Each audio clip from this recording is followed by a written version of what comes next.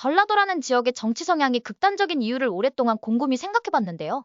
전적으로 제 뇌피셜이지만 여러분의 생각은 어떠신지 한번 들어보시고 생각해 보셨으면 해서 영상을 올립니다.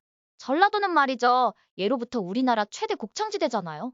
쌀독에서 인심난다는 말이 전라도를 두고 생겨난 건 아닐까요? 게다가 전라도 반찬 인심은 어마어마합니다. 그만큼 먹거리가 풍부하단 말입니다. 이걸 두 가지 경우로 생각해보면 상황은 좀 달라지는데요. 이런 어마어마한 농지를 소유한 양반은 어땠을까요? 당연히 우파적인 성향이 강할 수밖에 없지 않을까요?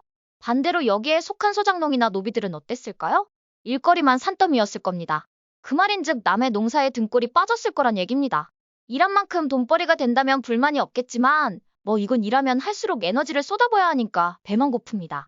좀 배려심 있는 양반이라면 먹거리라도 넉넉하게 챙겨줄 텐데 주인이 수전노라면 상황은 최악이죠. 게다가 이들을 부리는 양반들은 보다 높은 생산성을 위해 출산을 장려했을 거고요.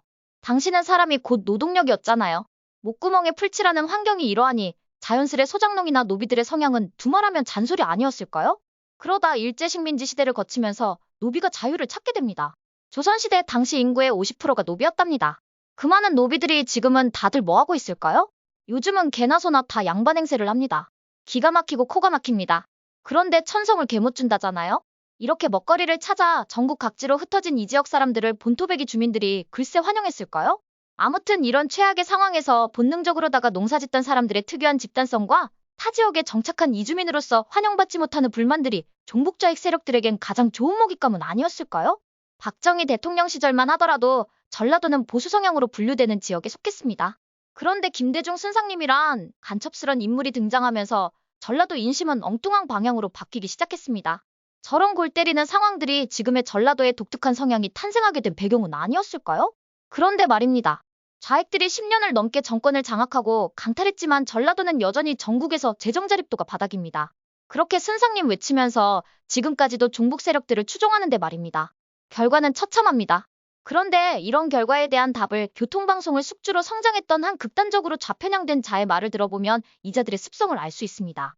교통방송은 이자에 의해 전방문을 비참하게 닫게 생겼는데 이자가 하는 말이 자기는 맛집 주방장이었답니다.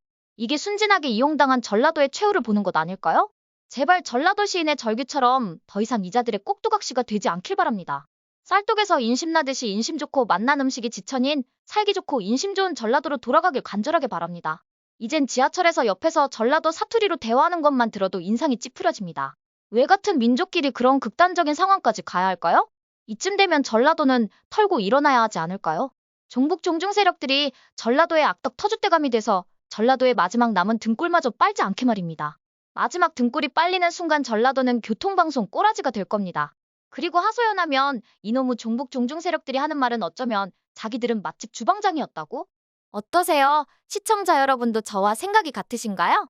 그럼 좋아요하고 구독 한번 꼭 부탁드릴게요. 시청해주셔서 고맙습니다. 전 리포터 헬이었습니다.